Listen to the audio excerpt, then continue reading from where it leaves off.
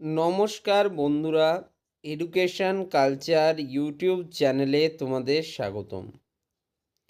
তো আজ আমি কথা বলবো, তোমরা যে সমস্ত স্টুডেন্টরা 2025-26 শিক্ষাবর্ষে ডিপ্লোমার ইঞ্জিনিয়ারিংয়ে অ্যাডমিশান নিতে চাইছো তাদের জন্য। তো আজকের এই ভিডিওটা তোমাদের জন্য খুব ইম্পর্ট্যান্ট হতে চলেছে, তোমরা কিন্তু ভিডিওটা শেষ পর্যন্ত অবশ্যই দেখবে। তো দেখো, আমরা যদি তোমাদের এই ডিপ্লোমা ইঞ্জিনিয়ারিংয়ের ধারাটা নিয়ে আলোচনা করি, 2023, 2024 এবং 2025-এর অ্যাডমিশানের যদি কথা বলি, তো তোমরা জানো 2023 সালে তোমাদের যে ডিপ্লোমা অ্যাডমিশনের জন্য যে মেরিট লিস্ট প্রিপেয়ার করা হয়েছিল, সেটা মূলত তোমাদের জেক্সপো এবং ভোকলেট পরীক্ষায় প্রাপ্ত মার্কসের উপর ভিত্তি করে মেরিট লিস্ট তৈরি করা হয়েছিল। 2024 সালে তোমাদের স্টেট কাউন্সিল থেকে আগেই তোমাদের নোটিফিকেশান দিয়ে দেওয়া হয়।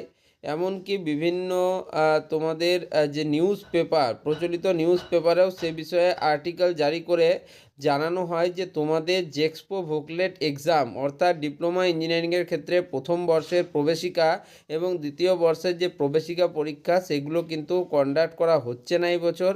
তার বদলে তোমাদের যে মাধ্যমিক পরীক্ষা বা মাধ্যমিকে প্রাপ্ত মার্কসের উপর ভিত্তি করে তোমাদের মেরিট লিস্ট প্রিপেয়ার করা হবে এবং তার উপর ভিত্তি করেই তোমাদের কিন্তু কাউন্সিলিং প্রক্রিয়া চলবে।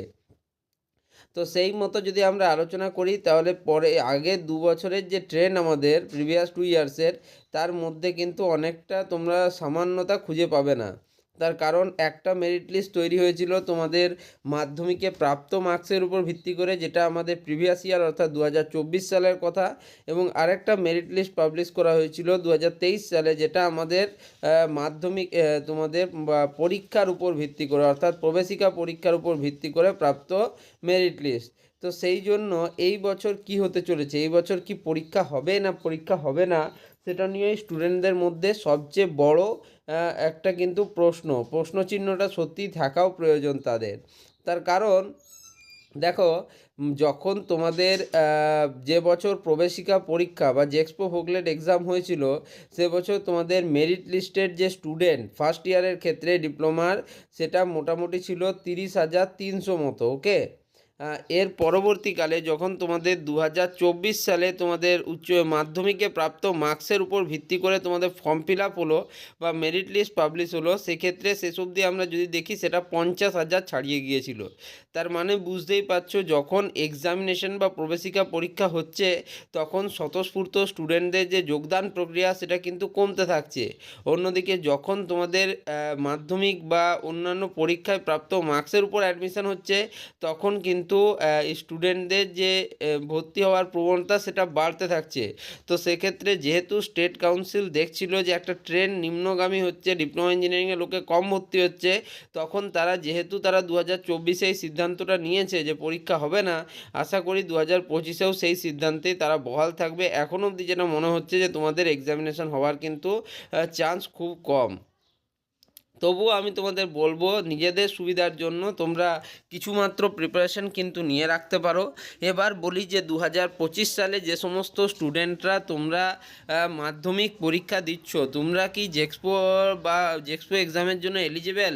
তো দেখো, তোমরা যারা 2025 সালে মাধ্যমিক বা উচ্চ মাধ্যমিক পরীক্ষা দেবে সায়েন্স গ্রুপ থেকে, তারা কিন্তু প্রত্যেকে এলিজিবেল হয়ে যাবে ডিপ্লোমার প্রথম এবং দ্বিতীয় বর্ষের ভর্তির জন্য। ওকে, সেক্ষেত্রে তোমাদের আলাদা করে অন্য কিছু লাগছে না। অর্থাৎ তোমাদের পরীক্ষা দিতে হবে, পরীক্ষায় একটা ভালো মার্কস সিকিওর করতে হবে এবং সেই মার্কসের উপর ভিত্তি করে তোমাদের অ্যাডমিশন হবে।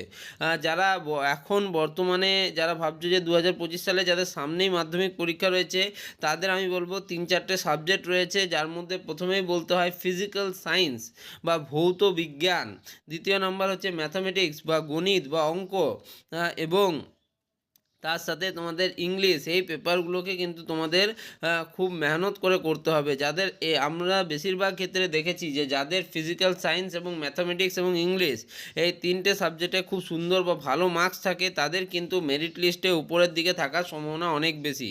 তাছাড়া যদি আমরা প্রিভিয়াস ইয়ারের ট্রেন্ড বলা হয়, আমি কিন্তু 2023 সাল থেকে তোমাদের প্রত্যক্ষভাবে তোমাদের এই diploma engineering admission, counselling, merit list ইত্যাদির সঙ্গে সরাসরি যুক্ত আছি।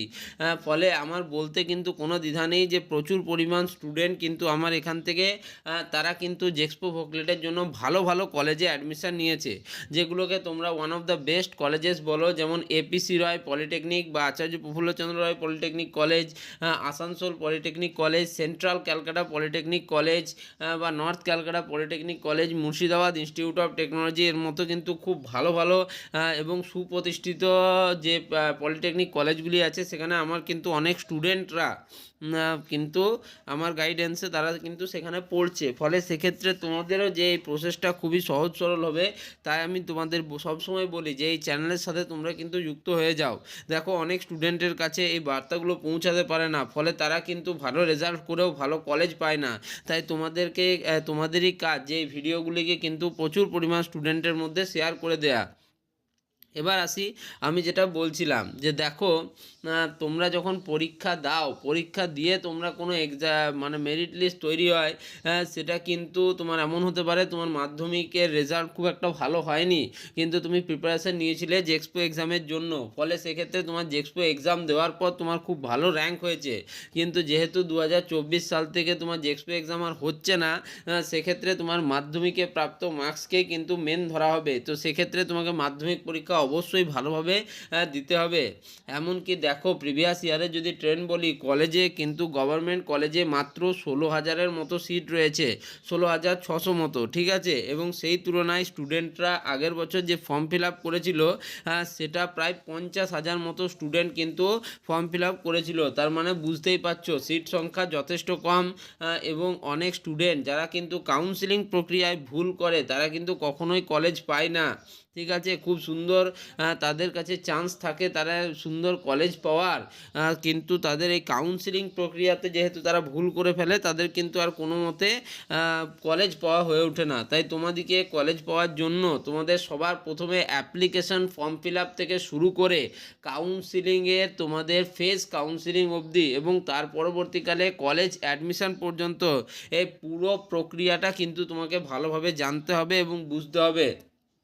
তাহলে তোমরা অনেকেই প্রশ্ন করবে যে দাদা, অ্যাপ্লিকেশান ফর্ম ফিল আপ কবে থেকে শুরু হবে? তো যতদূর মনে করা হচ্ছে তোমাদের অ্যাপ্লিকেশান ফর্ম ফিল আপ যেটা শুরু হওয়ার সম্ভাবনা চূড়ান্ত, সেটা হচ্ছে মার্চ মাসে, অর্থাৎ মার্চ 2025-এ কিন্তু তোমাদের application form fill up process শুরু হবে এবং এটা প্রায় 1.5 মাস মতো কিন্তু স্থায়ী হবে। অর্থাৎ সেক্ষেত্রে তোমাদের কাছে 1.5 মাস মতো সময় থাকবে এবং যেহেতু তোমাদের এক্সামিনেশনও রয়েছে, মাধ্যমিক পরীক্ষাও রয়েছে, তো সেক্ষেত্রে তোমাদের কিন্তু সেই পরীক্ষাটাকেও গুরুত্ব দিতে হবে। তাই তোমরা এই চ্যানেলের সাথে যুক্ত হয়ে যাও যাতে সব রকম সহযোগিতা পেতে পারো। তো এই ভিডিওটা এখানেই শেষ করছি, ধন্যবাদ।